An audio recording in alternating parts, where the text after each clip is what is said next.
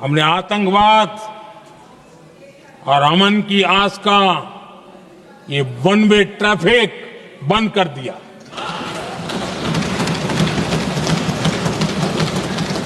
हमने पाकिस्तान का MFN का दर्जा रद्द किया, वीजा बंद किया। हमने अटारी वाघा बॉर्डर को बंद कर दिया।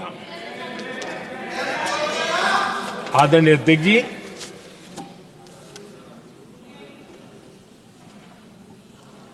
भारत के हितों को गिरवी रख देना ये कांग्रेस की पार्टी की पुरानी आदत है।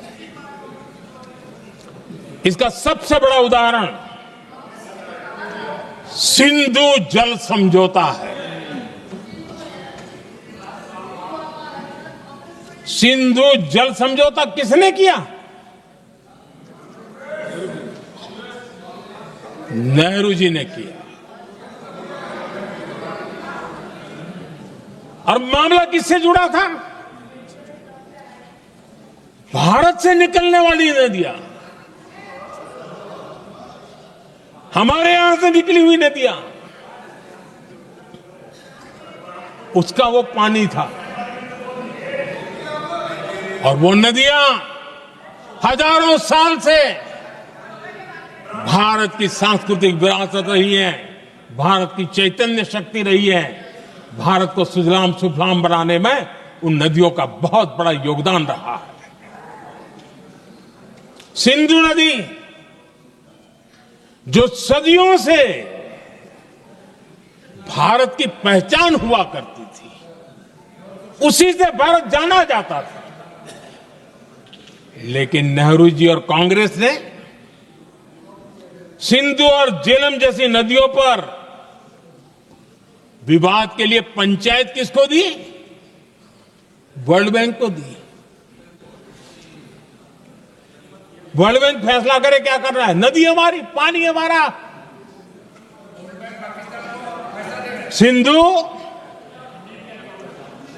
सिंधु जल समझौता सीधा सीधा भारत की अस्मिता और भारत के स्वाभिमान के साथ किया गया बहुत बड़ा धोखा था।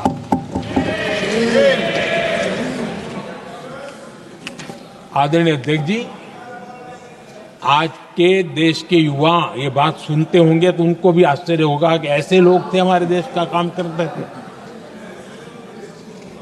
नेहरू जी ने इस ट्रीटी करी और क्या किया? ये जो पानी था, जो नदियां थी, जो भारत से निकल रही थी, उन्होंने 80% पानी पाकिस्तान को देने के लिए वो राजी हो गए। और इतना बड़ा हिंदुस्तान, उसको सिर्फ 20% पानी। कोई मुझे समझाए भाई ये कौन सी बुद्धिमानी थी? कौन सा देश हित था? कौन सी डिप्लोमेसी थी? क्या हालत करके बना के रखा था आप लोगों ने? इतनी बड़ी आबादी वाला हमारा देश,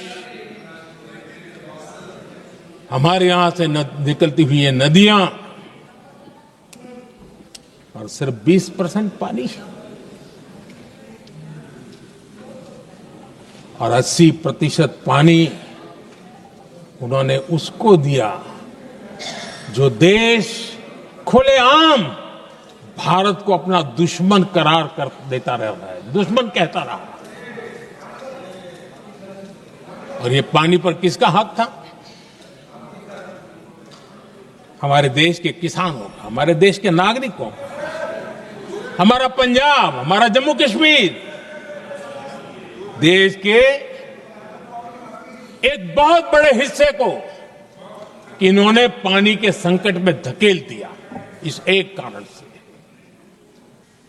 राजनीतिक काम करते हुए हम पूरे देश में जाते हैं, घूमते हैं, लोगों से मिलते हैं, दुख में सुख में।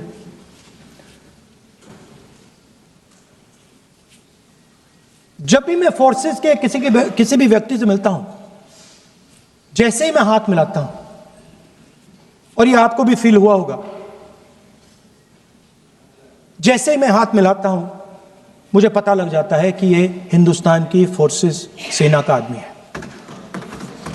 हाथ जैसे मिलाता है, मुझे पता लग जाता है कि ये टाइगर है, इसको हिलाया नहीं जा सकता, ये देश के लिए मर जाएगा, सीधा खड़ा रहता है। इसको कहीं भी भेज दो, ये देश के लिए लड़ने के लिए, मरने के लिए तैयार रहता है।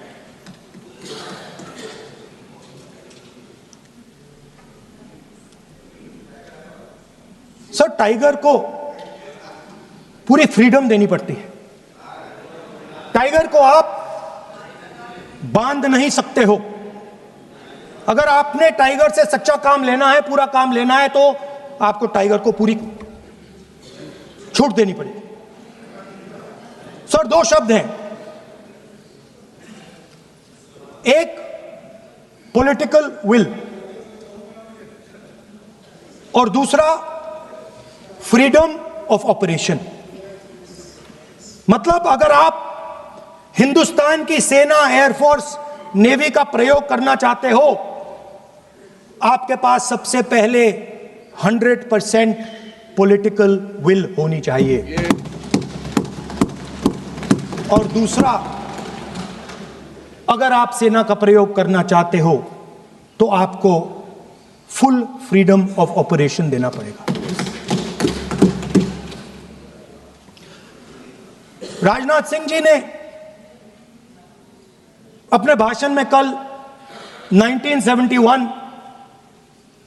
और सिंदूर का कंपैरिजन किया, और मैं उनको याद दिलाना चाहता हूं, 1971 में पॉलिटिकल विल थी। इंडियन ओशन में 7th फ्लीट आ रही थी, हिंदुस्तान की ओर आ रही थी, और उस समय के प्रधानमंत्री ने कहा, हमें जो बांग्लादेश में करना है हम करेंगे, आप आ जाओ, जितना आना है आ जाओ, हम करेंगे। Political will, without any confusion. Super power of the world is coming with its aircraft carriers, hundreds of aircraft. Political will, the Prime Minister of India says, we don't care. Come, but हमारा जो काम है हम उसे पूरा करेंगे। General Manekshaw ने इंदिरा गांधी जी से कहा कि मैं ऑपरेशन गर्मी में नहीं कर सकता हूं, नहीं करूंगा,